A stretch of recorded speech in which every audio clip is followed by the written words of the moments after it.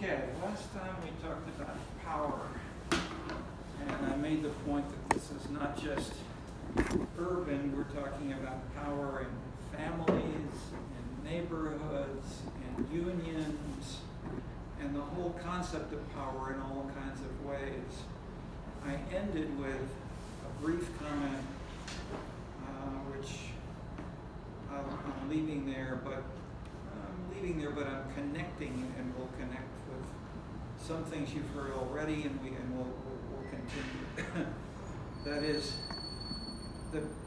many of those dimensions of power analyzed by Dahl and by most people who still use that term is sort of A wants something and B doesn't, and that's power.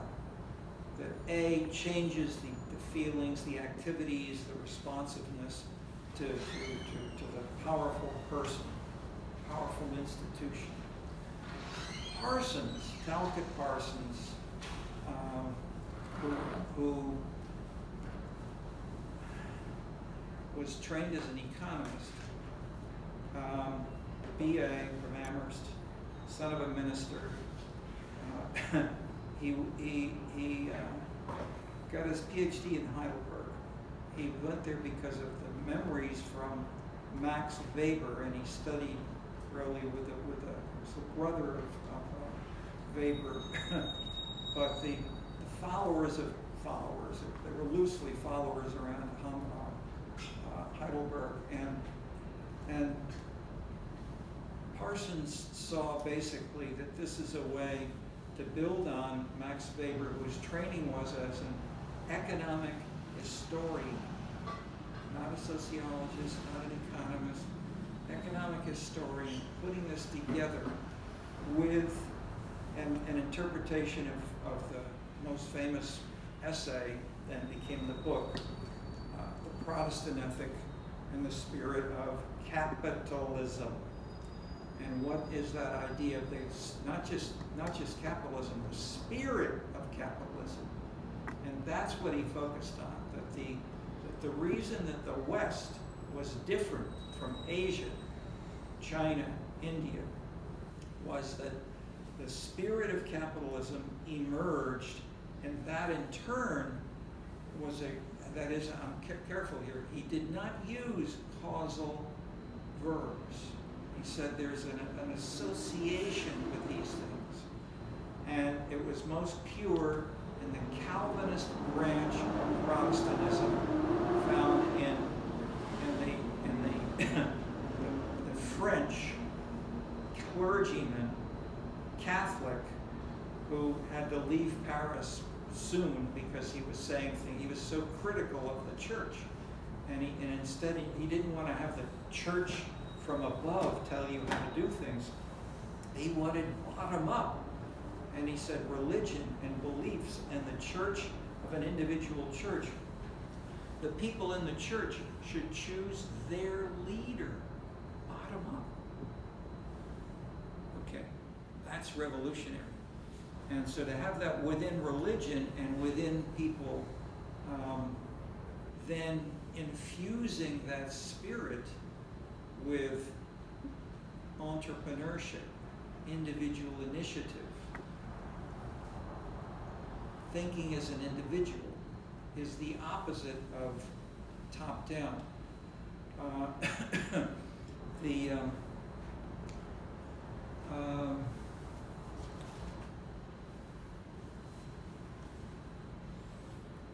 concept of power, so I'm showing in a sense the spirit. So Parsons, as a student in Heidelberg, said,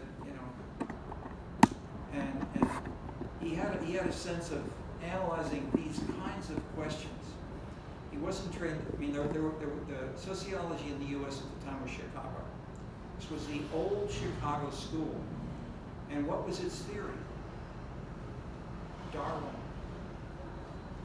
No ideas. Domination through physical control, and the concepts like invasion, succession, domination which work for animals. That's the opposite, in a sense, of the spirit of capitalism. Was a very abstract idea. But within the core of capitalism, and then capitalism was not used as a narrow economic set of activities. He defines it with examples: music, architecture, the Gothic structure of the Renaissance churches that they built through the Middle Ages. The structure of Western music is very different from Asian music. There's a much more intellectualized, rational style within of intellectualization, even of music. And so Weber captured these kinds of things. Parsons then picks these up, and then says, we need to build a whole new discipline, basically.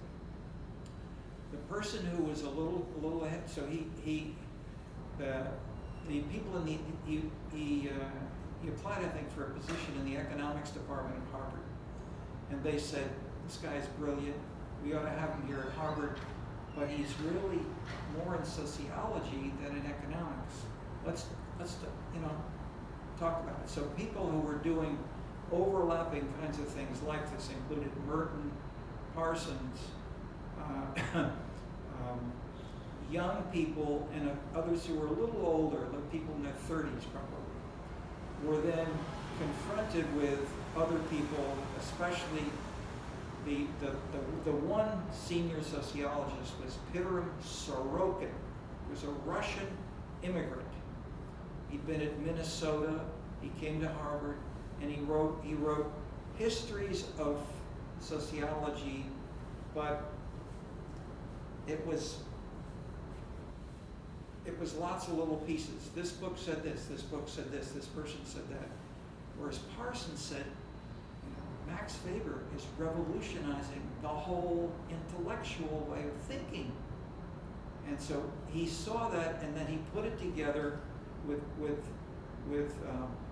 Emil Durkheim and Alfred Marshall, the economist, or the classic continuation leading to contemporary economics.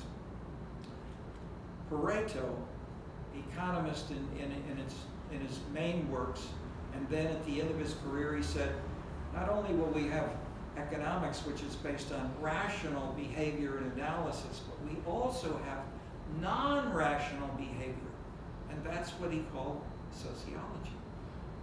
Okay, what I'm saying today is we need both. We need sociology and economics. We need rationale and rationalization, and irrational. In that sense, this was before Freud. So Freud, obviously, we now all talk about the unconscious or the libidinal and so forth. So the ego, the superego, etc. These are part of our general education. You all know about this. But at the time, these concepts were being invented. Einstein, relativity, the sense that there wasn't one true, simple, clear, Newtonian conception of physics. You had other things. There might be different ways of making it work, and so forth. So within physics, within multiple disciplines, people were looking for new ways of doing things, and especially Durkheim was appointed, the first professor in the world was in Paris. He started in Bordeaux, then came to Paris. I think it was 1894. So roughly the same time the University of Chicago was founded. So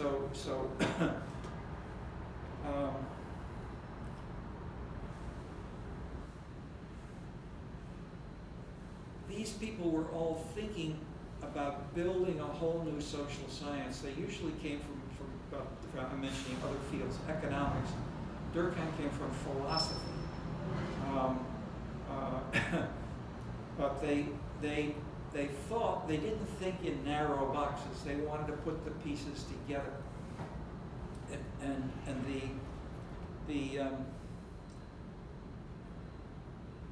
Durkheim was one of the most important general intellectuals, especially among academics, and he was officially trained, training the future teachers of France.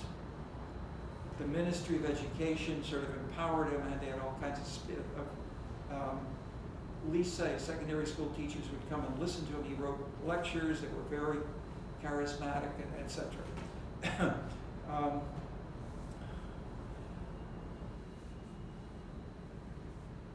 This was, he was a critical leading intellectual in 1894. 5 to 10 years, and he attracted many of the top brilliant minds to work with him. Wildavsky, Mose was his others, lots of people from economics, history, political things, sociology, anthropology. 10 years later, he had no more students, no more new students. What happened? I mean, I did my PhD on this. I mean, it was a big question for me. What happened? What happened? And so I spent a year reading philosophy, all kinds of things, to get a feel for what was in these people's minds. So I'm trying to help you reconstruct that yourselves and think of the election we're having tomorrow. And we have, two very fundamental challenges about how, or what is the U.S. And so that this is the deepest division, at least some people are saying since the New Deal, or parts of the Great Society. Others, but this is in a sense of people. They're dead. Okay, so I'm trying to put the pieces together in the sense that we have fragmentation, change, and fast changes. So Durkheim with this, the whole concept. Just one sentence. Durkheim was the continuation of the French national policy to respond to the Germans. The Germans beat the French in 1870, and it was okay, and it was the Franco-Prussian War. Bismarck was the brilliant leader of that, and Bismarck unified the German nation. Before Bismarck, there was no German nation. There were artists. There were Wagner, Beethoven, Hegel. I mean, the intellectuals were creating the German nation in a spirit, in the minds of people, and that then became the German nation through Wagner, through music and the like.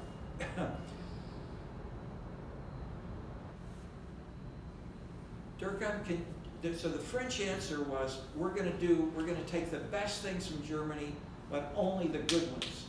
We want brilliant people, we want brilliant artists, we want brilliant universities, and we want research.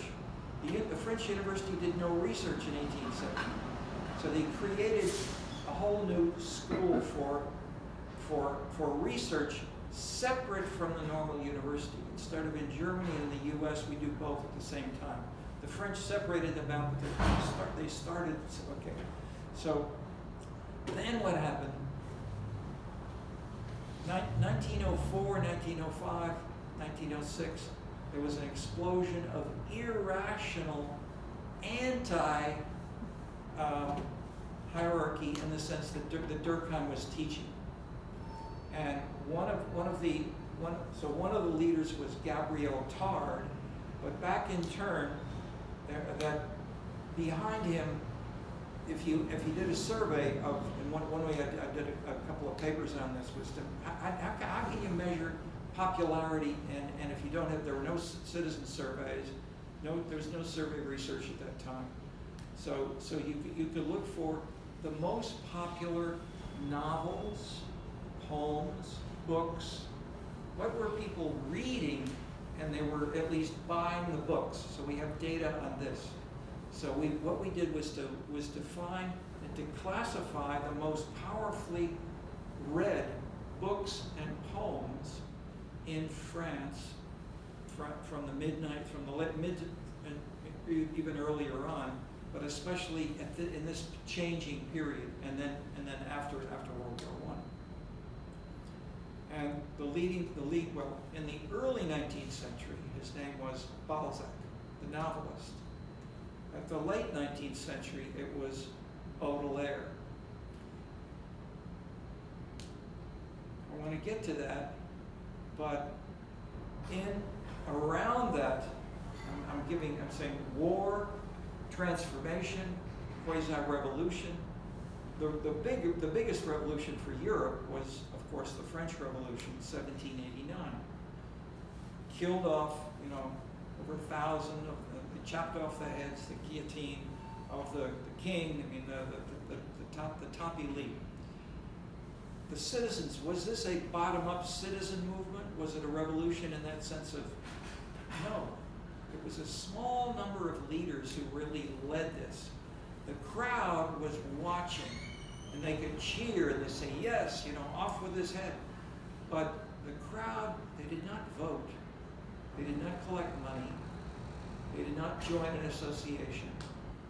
They did not have a market. That is, the mechanisms that existed in England, in Switzerland, in New England, were to think of Tocqueville, the two farmers building a fence together. That's the building of legitimacy. That's the building of the foundation of how would people work together. It was a bottom-up conception, and that's what made Tocqueville, who's a Frenchman, is trying to say, this is not France.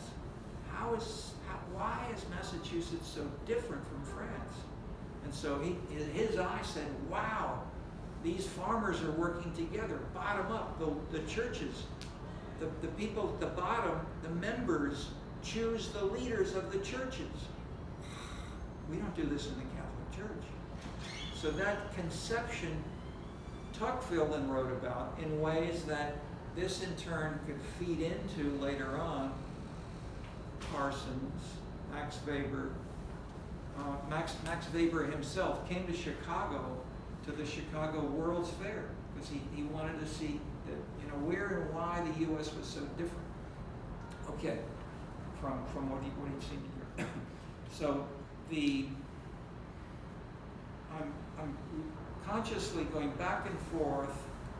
The big ideas, the whole conception of power and mobilization into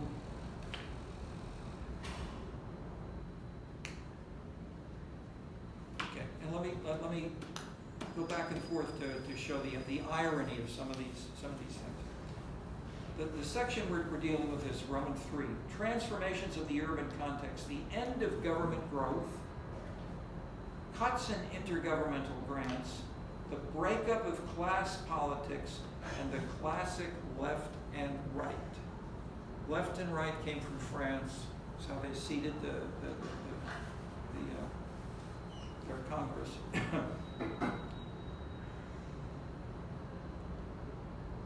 How did these come apart? And again, I'm focusing some very smart leading minds in this. And the number one reading here is Aaron Wildavsky. Wildavsky was the most brilliant student of the most brilliant political scientist, Robert Dahl. And Wildavsky studied budgeting and money. Money, it's important. Studied how do governments make decisions, especially about money. We can measure it quantitatively, simply, straightforward. And he studied it in a book. He taught first at Oberlin, a small town. Then he went to Berkeley, and then he studied Oakland, a little town, famously, who is right now from Oakland, Ms. Harris. Okay, she was an attorney. She was prosecuting attorney. She's a tough lawyer in the tough city of Oakland. Okay, so Wildavsky also studied the U.S. national budget and Oakland, and his theory. What was his theory? What it was called? Incrementalism. The budget is simply something which grows in increments, like having a 2% increase, a 3% increase. And if the whole, and often it would simply be a 3% for the whole government, the national government or the city, and then we will give the police 3%, the fire 3%, and others. Or it may be they get 0%, but generally, he argued, incrementalism is everybody gets the same thing, and then we get a little increase like that. Okay. What happened roughly that time then after this, I got to know I was working with the U.S. Conference of Mayors, and we were putting on some conferences for the mayors because this was right after 1978. 1978, or let me say, in the U.S., much of the world, after World War II, the economy was growing pretty fast, especially places that had lost the war, Japan and Germany. They were sad, their old institutions were destroyed, they were building new things, and they were working very hard. And in China, with Mao.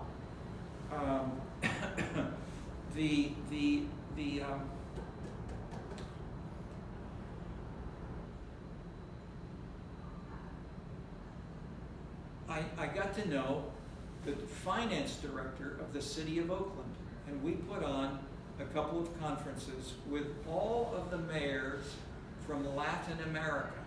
That is not just from the U.S. People from Argentina, Brazil, Chile. They came, and we had meetings in Puerto Rico. And in Puerto Rico, we had all these Latin American mayors and with a number of American, U.S. northern mayors. And why were we talking? Because this was soon after the state of California had held a referendum called Proposition 13.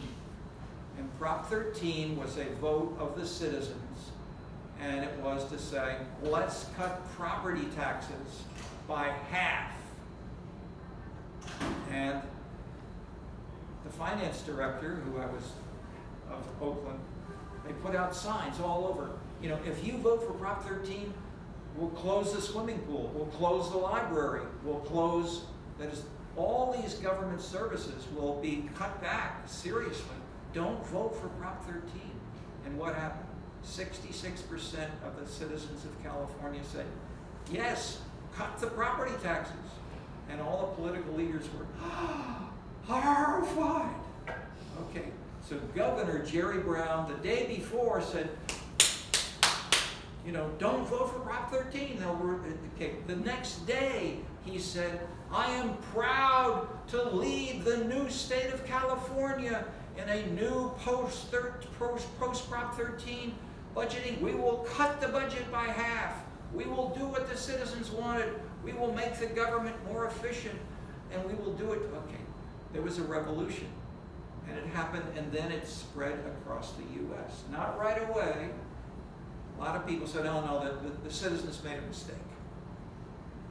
So different cities reacted. So we went to 4 cities to try to see more, and more than that, because I was working with the U.S. Conference of Mayors. So the mayors were saying, what the hell are we going to do? We're lobbying. It's a generally leftist democratic organization. They wanted more money from the federal government to go to the cities, etc. What to do? Okay, so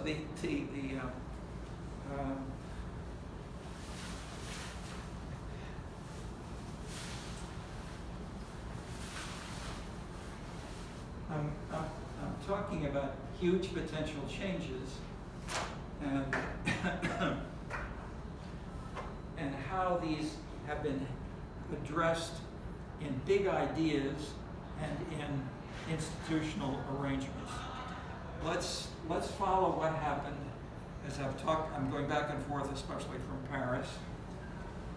Let's bring in, what did the Parisians, or let me just introduce one more point.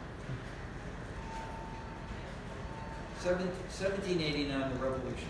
1848, another revolution.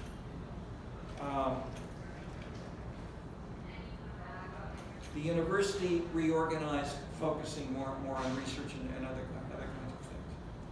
The political leaders said, we want to, these old buildings and these little narrow streets of Paris, we want to end. They're dirty, they're infested, they're germs, they're rats and so forth, and their people are sleeping there outdoors. They're beggars, and they're also homeless and people who are potential revolutionaries. And the army can't go in there. So some of them, so it's not one factor, but one interpretation was the army needs to be able to police the city. And so what can the political leaders do? Let's look and see. The official administrator in charge of the area.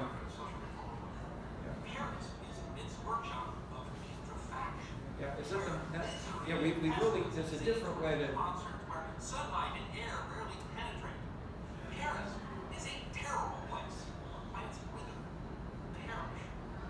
Industrialization and growth is There's a. in the 19th century, Emperor Napoleon III undertook one of the most ambitious plans of renovation ever undertaken in any city, anywhere. And to oversee that renovation, he chose the skillful and audacious George. You want to get any closer? Transformed Paris from a squalid, disease-ridden city of the Middle Ages to the modern era with broad avenues, effective sewers, beautiful parks. And its history deserves to be remembered. By the 19th century, the overcrowding of Paris had become an acute social issue. As far back as 1739, the writer Voltaire had complained that the streets were shut enough for filthiness and spreading infection. The first of all had ambitious plans as well, running from his prison on St. Helena. But if he'd had 20 more years of rule and leisure, one would be able to search today for the old Paris. Nothing would remain of it but vestiges. The widest streets in the worst neighborhood were only 5 meters, the narrowest only 2. Carts and horses could hardly navigate these parts of the city.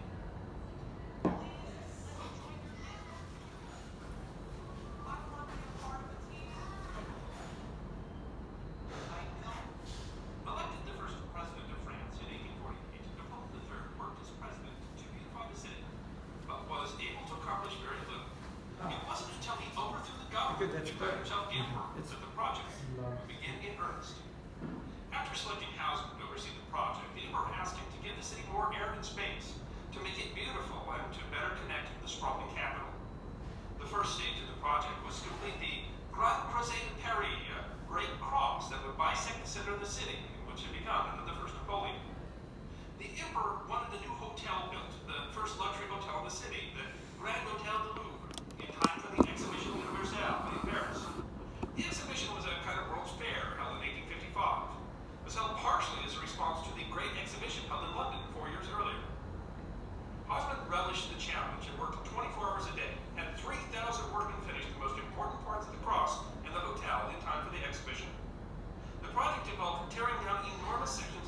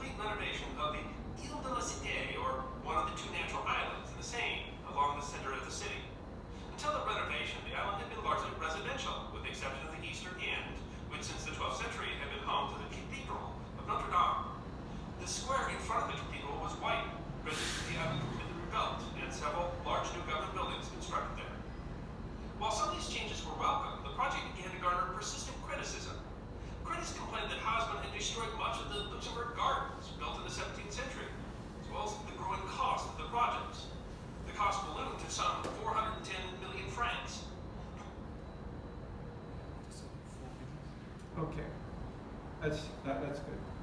We can switch to the other, and as this is the most popular intellectual at the time, the model of people measured by buying his books, and people, especially young people, young men at the time. Let's look at the next sheet, which just shows the titles of his books translated into English to give you a flavor. And I'll add that my co-author of Scenescapes, Daniel Silver, did his PhD on Baudelaire's conception of the street. So thinking from this, we generated the Scenescapes book. That is, these ideas. Look at the title. Whoops. These are.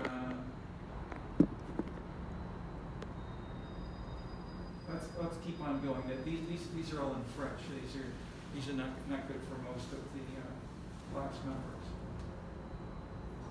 Okay, here we go. So this is in English.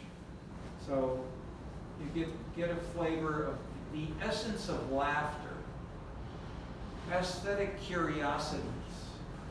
Baudelaire is a literary critic. Arts in Paris. 20 prose poems. He also started a journal called Studies of Wagner, because he and the Parisians were overwhelmed with the music of Wagner and its sense of destruction of the old rational Mozart, Beethoven, Bach conception of music. Instead, they wanted to think about what's in their minds. It was an explosion of the romantic. So classicism and romanticism were fighting through the 19th century. And Durkheim was continuing the classic tradition. And he lost when there was an explosion of romanticism. And this you can see in the romantic. But so let's just, if you see those titles, let's just turn. We'll let one or two pages of his own prose. I sometimes have shown some people reciting this, or we have the people dressed, and that's good. Just leave it like that, and let students can read that as background, if you will. But if you want to look on the U.S. on any U.S. website and look up Gothic, and look at some people dressed in black and how they talk to you and what things which are their intellectual background, this is one of their most important sources.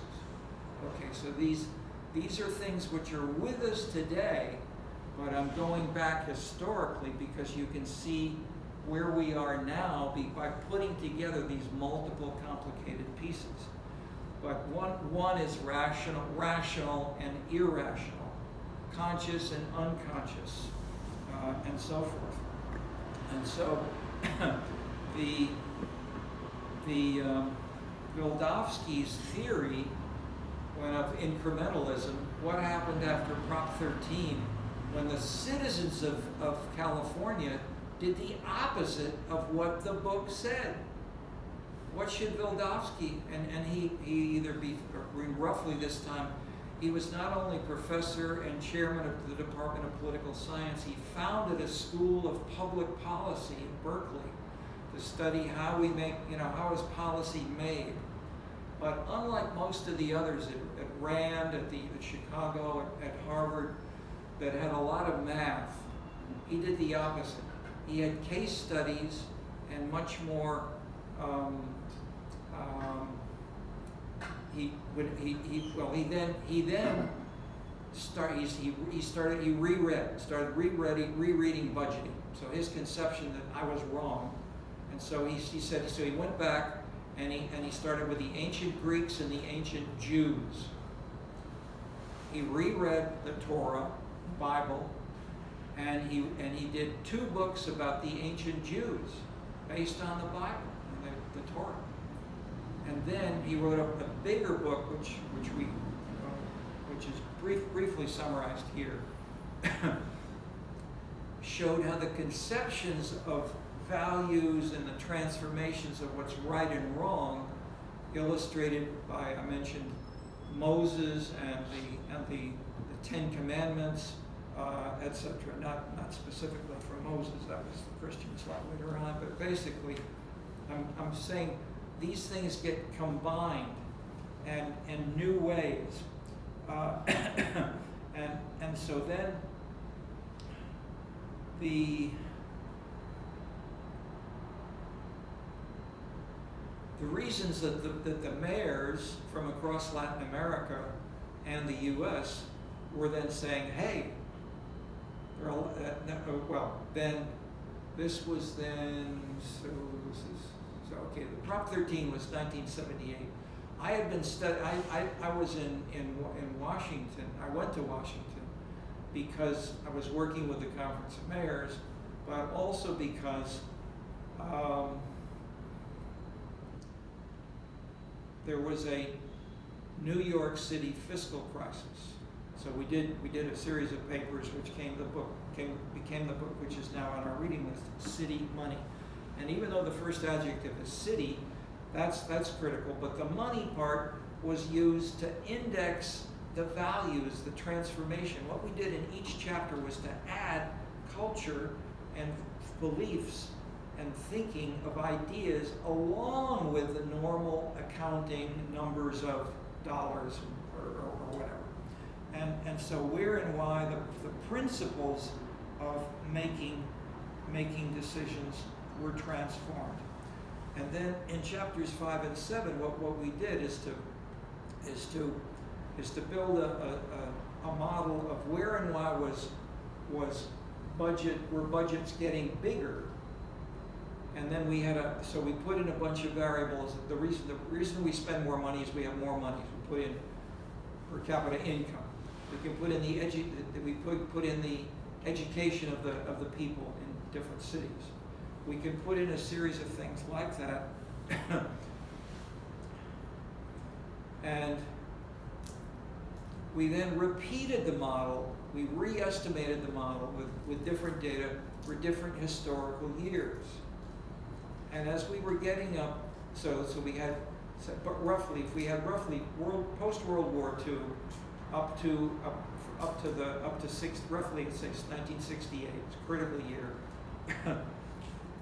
Budgets were growing, and in that sense, it was consistent with the theory of incrementalism from Wildavsky.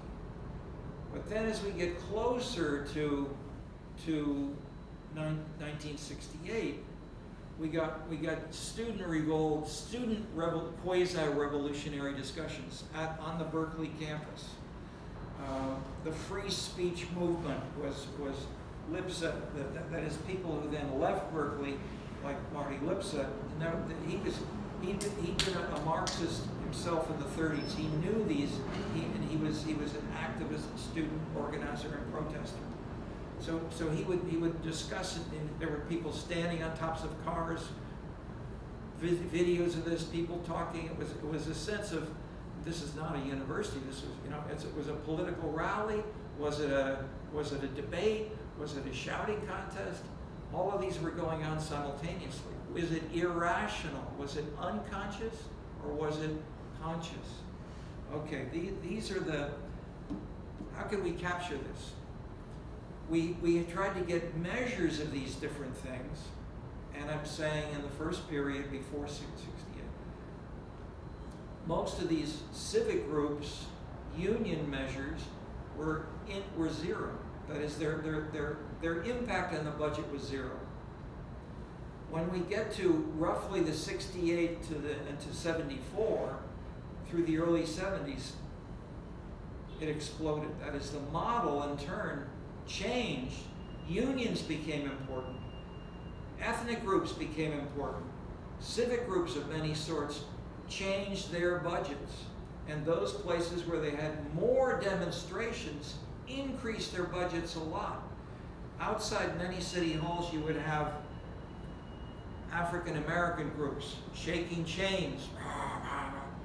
We had students saying, we want to have more control of the leadership. You had ethnic groups, other ethnic groups, or feminists that were starting to mobilize. And in the next book on the reading, which is specifically contrasted initially, was in the first book. I worked with these people, Browning, Marshall, and Tabb,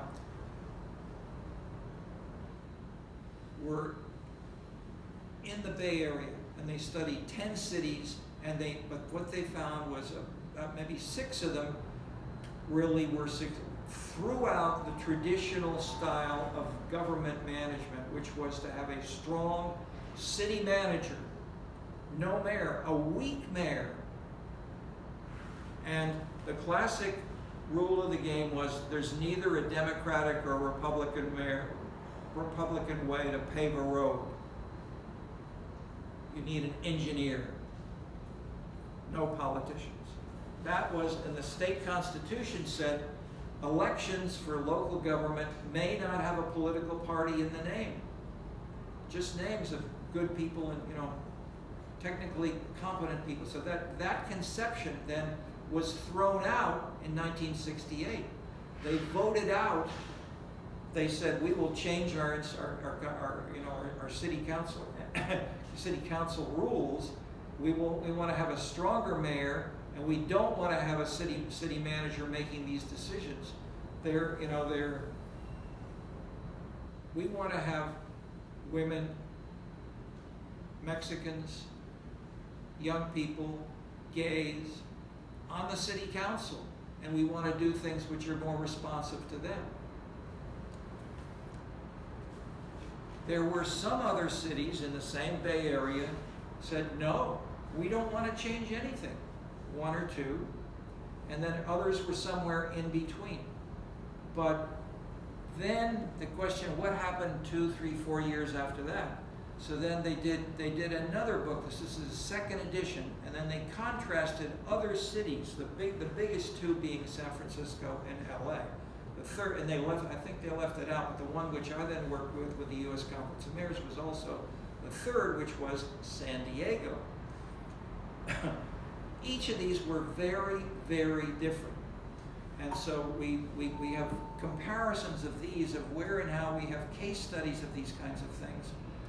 And as we note here, punctuated with riots, resistance, the election of Republican Mayor Riordan of Los Angeles, local diversity and specific tactics of political activism, here clearly differentiated impacts. So a more general point I'll just make in passing of the city money chapter is, if you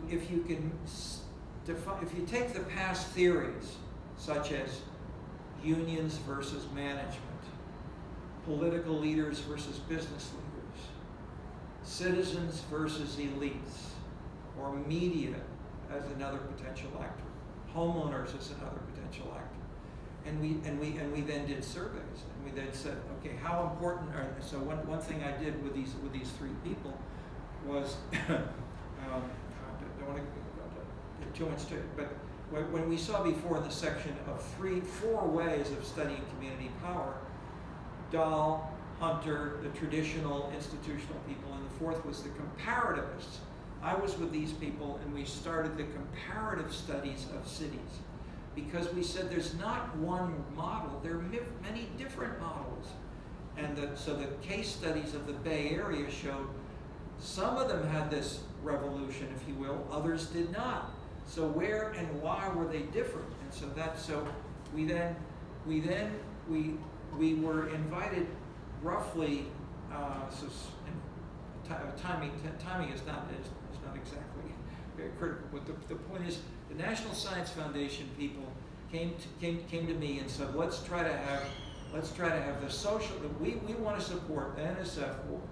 We're supporting economics, political science, sociology, and we're studying and supporting the so-called 40/50 census project for demographers, and the NORC created the GSS, the General Social Survey. This was a citizen survey that would be done on a continuing basis, and most of the studies were not consistent. They changed the questions, so you can't tell if there really was a change. If we want to have a measure change, we've got to ask the same questions again over time. And so they were funding that, and they came to us and said, we want to study cities. So I said, okay, what kind of budget do you do? They said, anything you want. So we had a conference here in Chicago. We invited the top urban people from around the world. We commissioned people to write chapters. We published a book called Urban Policy Analysis. It's roughly the title of this course.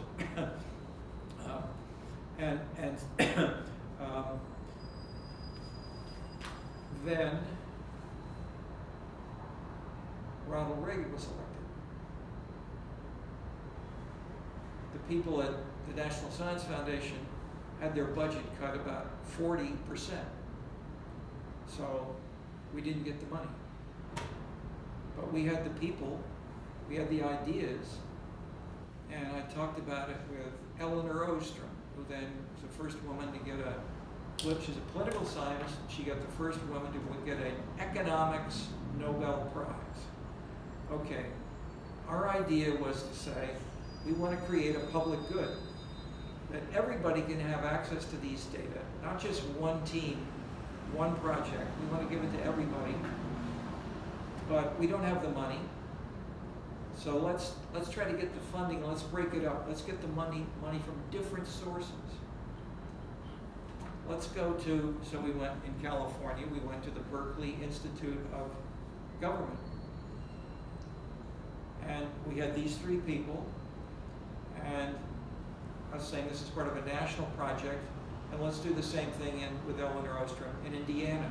Let's do the same thing in Virginia. Let's do the same thing in Texas. And by God, it worked. In a couple of weeks, we had the whole country was covered with local funding. And it became the most extensive study of local government in the world. After it then spread to Europe, and the same thing happened. Okay, so it was amazing, completely unplanned, no central plan, and it wasn't my idea. I mean, I wanted to write a book alone. You know, I didn't want to do all this stuff, but it happened. Okay, so the point of this, one of the points here was. If we want to have the consistent questions, we can ask these over time. So we called the permanent community sample, the PCS. We also did with the National Opinion Research Center right across the Midway here, and they did surveys of citizens. We wanted to do surveys of cities. And so we wanted to have data about the citizens and the leaders. So we wanted to add the questions and the data about the leaders, and then join this with the citizen survey, so we could then compare citizens with leaders, and then say, is this the citizens who really want this or not? Okay, so these were then things that I will then mention briefly in passing for things on the reading list. In the book, Urban Innovation, How Dynamic New Leaders Can Transform Local Policies, but they have to build on local cultural backgrounds of reform in some cities, and class and race, ethnic politics in others. How do the roots of Kentuckville karaoke emerge? This is what we've seen already in part. And so one thing I did, I wrote to lots of that is, Harris has roughly twice the budget of Trump. She's giving grants to little organizations, maybe the Sierra Club, but I then wrote to organizations like the Sierra Club and said, can we get your data, which has membership, and how many members do you have in each city in the entire U.S.? And they all said no, or they didn't answer, except for the Sierra Club. And the Sierra Club sent us lots of data, so we analyzed it here in the book. And we also learned that the average member of the Sierra Club was also a member of 7 environmental organizations, not just 1, 7 organizations if you were also in the Sierra Club. So the environmentalists were really busy. We then got national data and said, how much money does the Sierra Club and the other environmental organizations have in their budgets? They had more money than both of the political parties combined.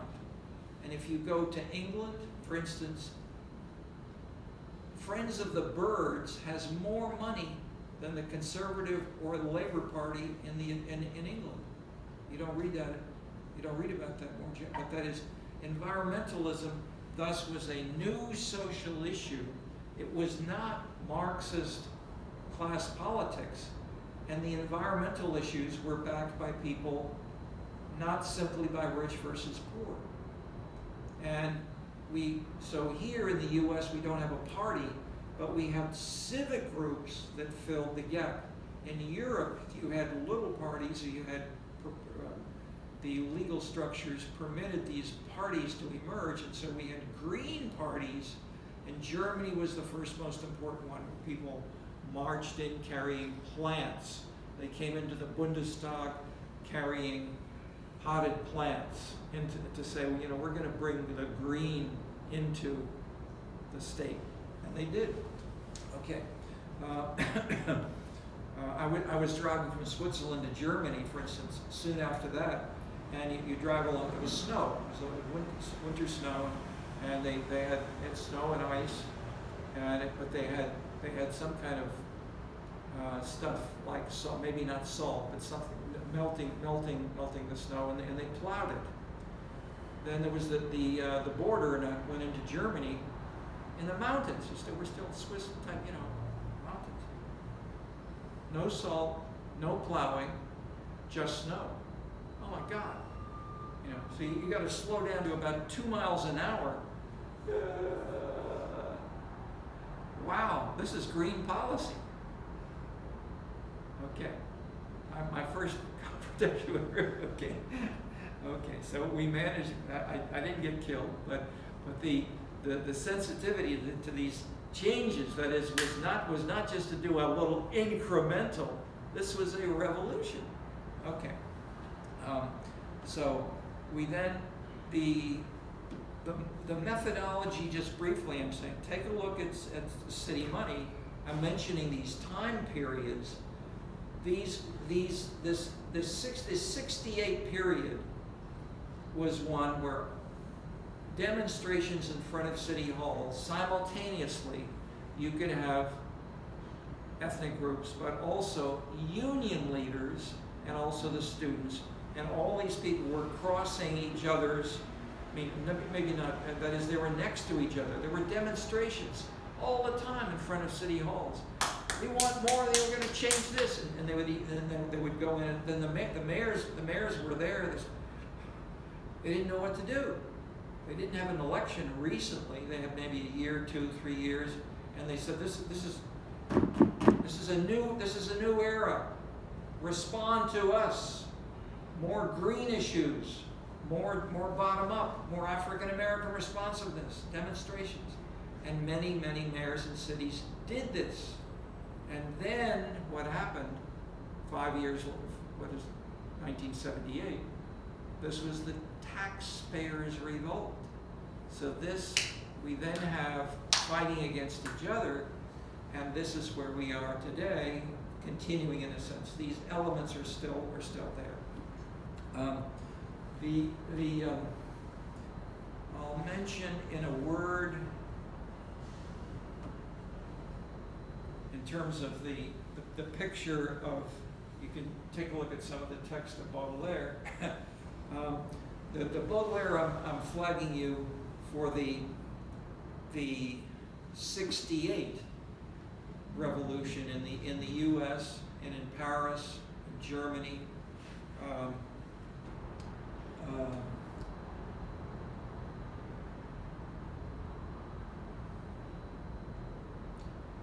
the explosion, in a sense, was parallel to okay,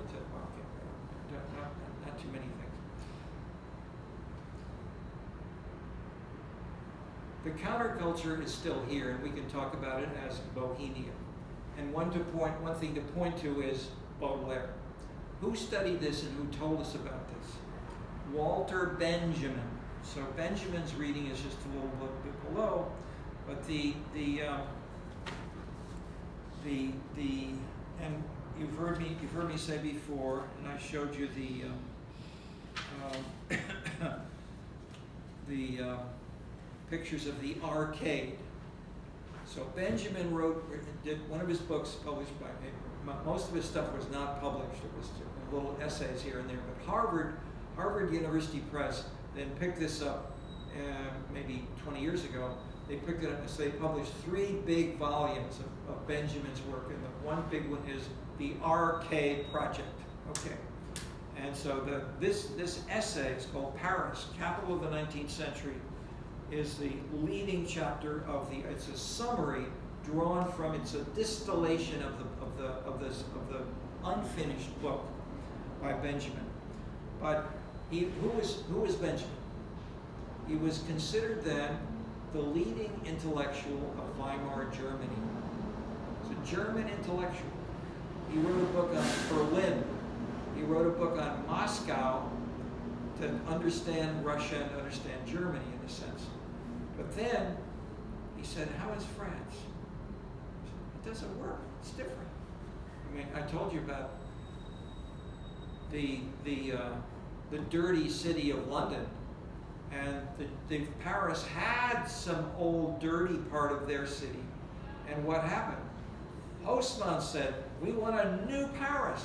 And so they had a revolution.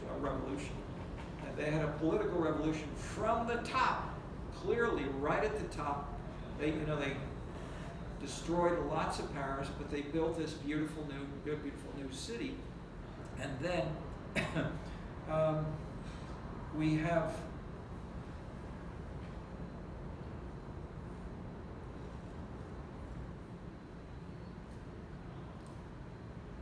flashing forward.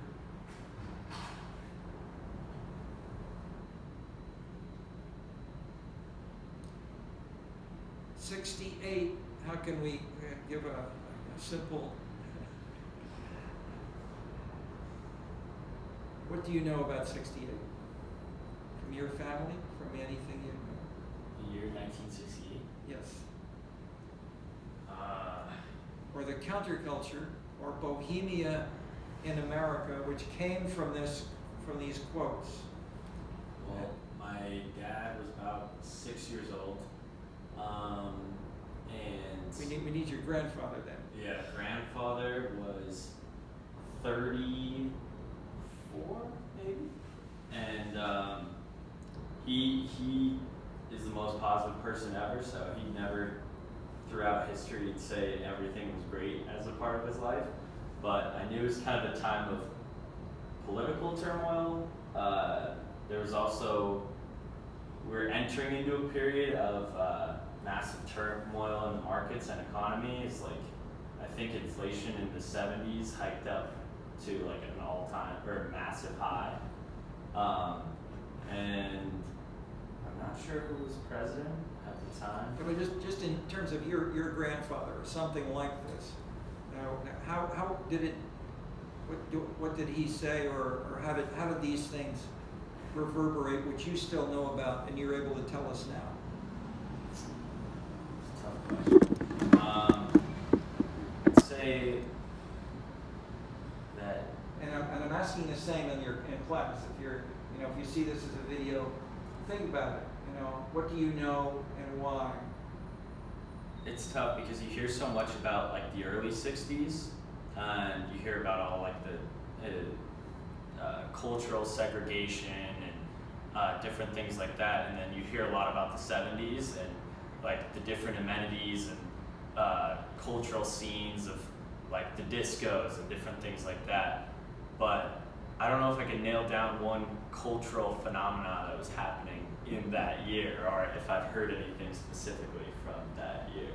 But it doesn't have to be just the 1 year, but the change from the early 60s to this period of turmoil where there was drastic change, and then what happened later on. So I told you afterward there was the taxpayers' revolt.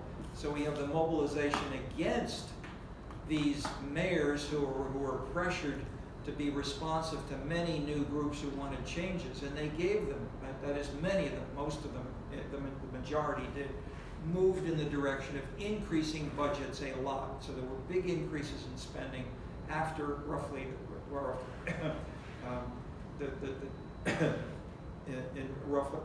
these years. But my point is, we could measure this with the budgets, but we could also then in the book City Money, what we do was to see not only the change of the dependent variable, what changed with the independent. That is, what were the drivers? What drove these changes? And we found these many different actors as local participants, unions, environmental groups, civic groups, Boy Scouts, etc. All these kinds of things, and then homeowners. One question to a worker employed by the state of California exiting the poll. He was interviewed and said, "Who did you vote for?" He said, I voted for Proposition 13. You mean even though the state of California is going to have a harder time paying your salary? Why did you vote for Prop 13? My home is more important than my job. Okay, that's not what we read in Marx. Okay, flip back with Benjamin and Beaudelaire in the street. Benjamin, the German intellectual, left Germany to try to say, why is Paris different? Why do these rules, why are they so different? And what did he study? He was a literary man, so he read literature. And the biggest thing he started reading was the most popular writer in the 19th century was Beaudelaire. So if you looked at Balzac, you looked at Beaudelaire, but especially Beaudelaire. And he then dug into this about the streets and the feel of the street and where and why it existed. And it brought in a sense, the bohemian lifestyle, which sought a new sense of how can you be more free from the middle class or the bourgeois lifestyle. Then you can be more creative as an individual, as an artist, as a painter, as a mathematician, was what was the idea.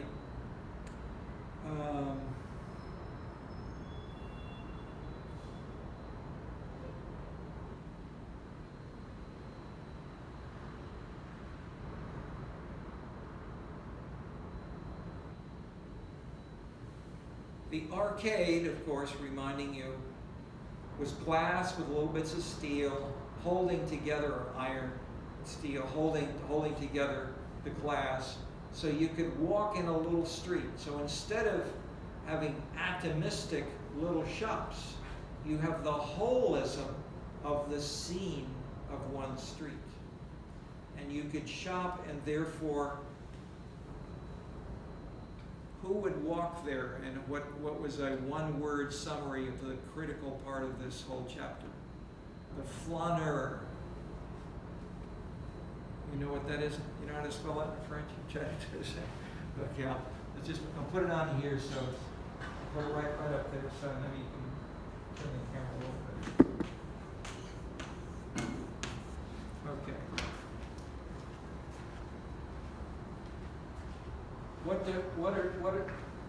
What's a flaneur doing?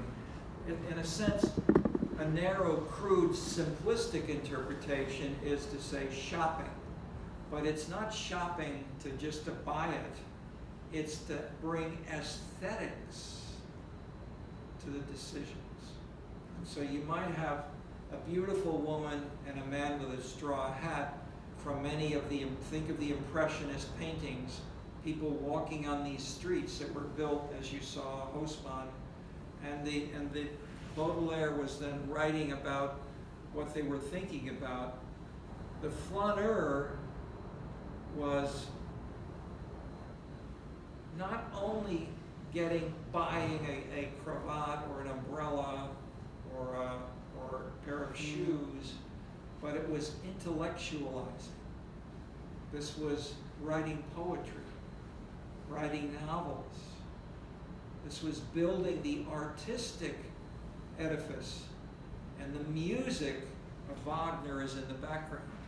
This was not the German 4 works of the Ring, which was the national hymn, if you will.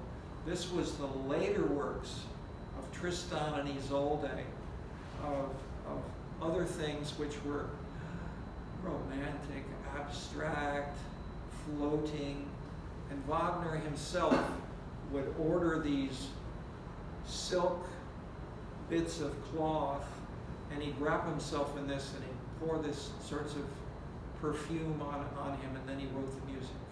Okay, that was the spirit that he was giving them back. The head of the opera in that building we saw there was the artistic director. His name was Rossini. He was the leading Italian opera composer, brilliant at the time. Stendhal, the great French novelist, wrote a biography of Rossini. He was so important. But when Wagner went to see Rossini and said, might you be able to perform one of my works at the Paris Opera? We'll see. The answer was, they never did. So Baudelaire was outside, and so Baudelaire started this Etude Wagnerienne. Let's study this guy Wagner. This is important stuff. So when I was teaching at the Sorbonne not too many years ago, and they were still having, this is the 21st century. They had a whole series of stuff on Wagner in Paris. They had people who were actors, composers, organizers, historians. This is serious stuff now as part of this history of Paris and intellectual life in Europe in that period.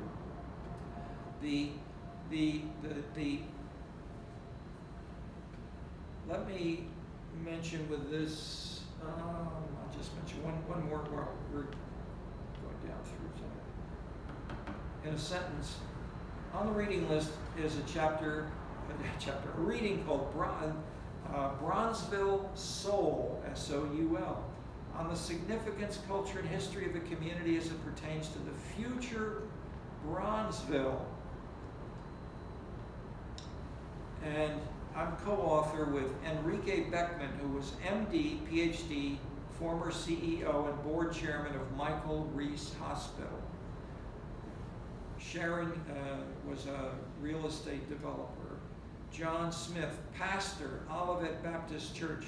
This was the largest church in Chicago at the time. It was a huge church. Timo Black was a Southside historian. Okay, Bronzeville and Harlem are the cultural leaders of African American culture and history. How feature the past? Okay, why are we talking about this?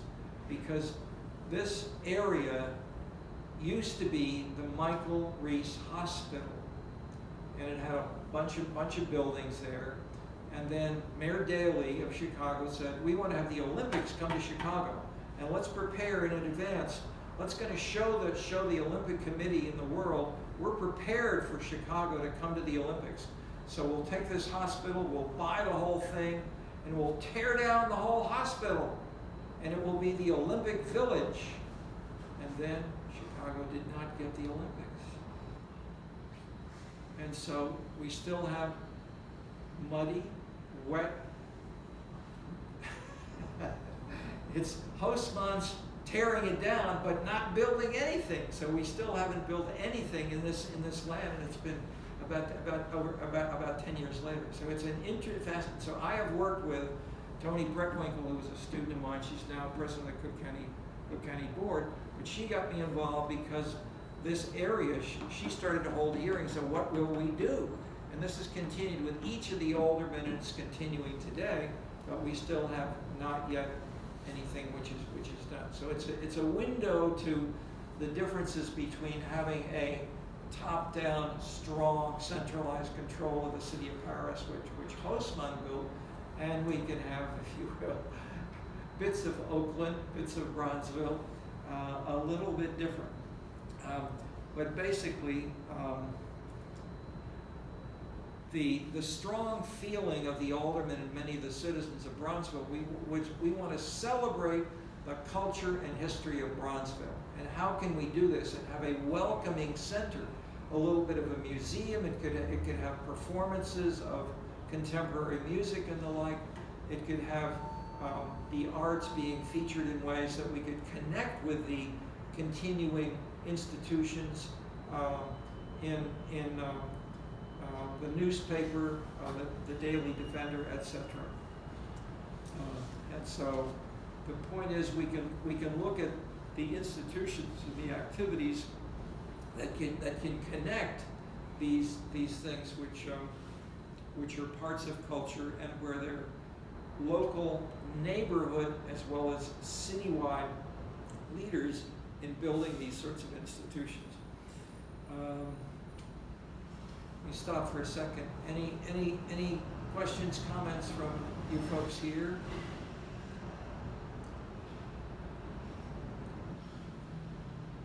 Anything we talked about, we briefly for China, was where, that is, one thing that we can say we're doing is if we've read the arts emerged.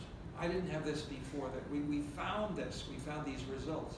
How can we make sense of this? So this report, which we did on Bronzeville Soul, was an effort to see where and how do the arts get created and how are they sponsored and maintained. And so we have an example of the president of the Cook County Board, Tony Preckwinkle. We have the hospital, the former head of the hospital, and then the church leaders and other local institutions are trying to build and maintain the arts and culture and history of this distinctive, as if you,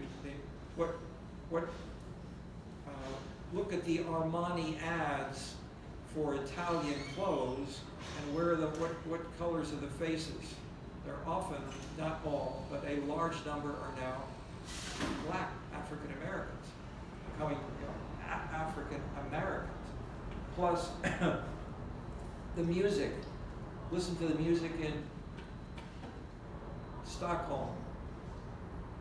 Bronzeville music is what they listen to in Stockholm. Where does this come from? What are these dynamics? That is, this is the economy, it's taste, it's political mobilization, and these are the pieces which we talked about then with the European background. And I'll just at least throw a word or two out. The cafe, this is linked with a street in Paris, in Rome, in Florence. When I was growing up, people in America said, we're not a cafe society. We work. We walk fast. We go to work. Starbucks started up and they took off.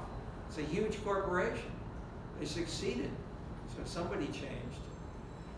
The counterculture, 1968. Starbucks then talked with some top of the organizations in the largest corporation in Seoul and one of the largest corporations in Shanghai, and they exploded in China, and so they used to have tea houses in those areas, Japan, China, Korea.